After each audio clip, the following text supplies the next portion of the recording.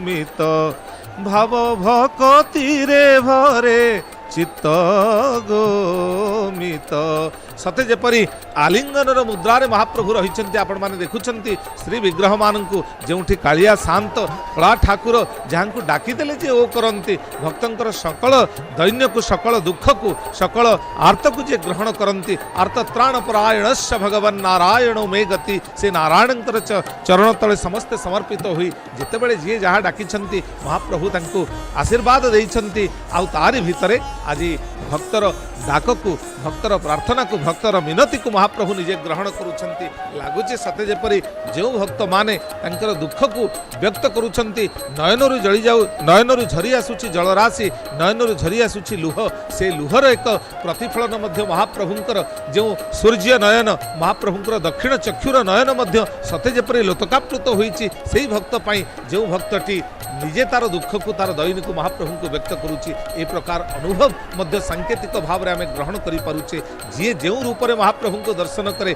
जो भाव में डाके सी से भाव में दृश्यमान हुंती जे यथा मां प्रपद्यन्ते तांस तथैव भजाम्यहम जी मते जो भली भाव में डाकुची जो भली भाव में तार दुख एवं तार विनती को व्यक्त करुची से भली भाव में मुझे ग्रहण करुची दुखीटे जितेबाला आखिर लुह गड़े देउची मो आखि मध्य लोतकाप्लुत हेउची एवं आमे देखुचे श्री जगन्नाथ महाप्रभुंकर दक्षिण नयन जो भली भाव में सते जेपरी लोतकाप्लुत हुई झरी आसुची एवं गोटे आखिरे महाप्रभु करुणा को वर्षा करुछंती अन्य आखिरे महाप्रभु सकल दुख को से हरण करुछंती जे कि सकल दुख सकल दैन्य को हरण कर दियंती आ आनंद को प्रदान करंती से अखंड आनंद महाप्रभु से निरंतर भाव में भक्त माने तांकर आनंद लाभ करंतु कृपा एवं करुणार स्नात हुंतु यहा को ही महाप्रभु व्यक्त करुछंती तारि भितरे भक्त विमोहित हेउची निजर दुख निजर मागुणी को एवं निजर जनाण निजर स्तुति स्तव को सबकिछि को समर्पी दे भक्त प्रार्थना करुची जे तार जीवन किभली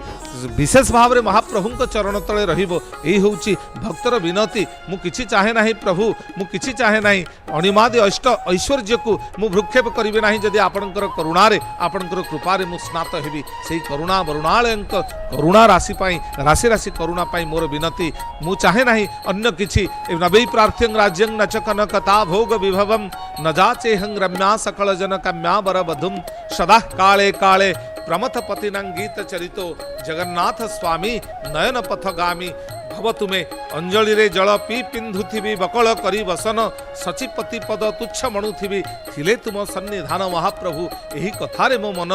नीति देखुथिबी नीलाद्रि मंडपे कंज सुंदर वदन महाप्रभु एही कथारे मो मन मोर किछि राजपद मोर किछि भोग किछि भी मोर आवश्यकता नाही प्रभु केवल आपनकु मु रत्नवेदी ऊपर देखुथिबी आपनकु आज रत्नवेदी रे जो देखुथिली गोटिए वर्ष मु सुजोग पाइछि आज स्नान मंडप रे संदर्शन करिवि चतुर्धा मूर्तिंकर ए पूर्ण अवयवर रूप को संदर्शन करी मु हेबी कृतार्थ आ तारि भितरे से पूर्णतार वार्ता को मध्य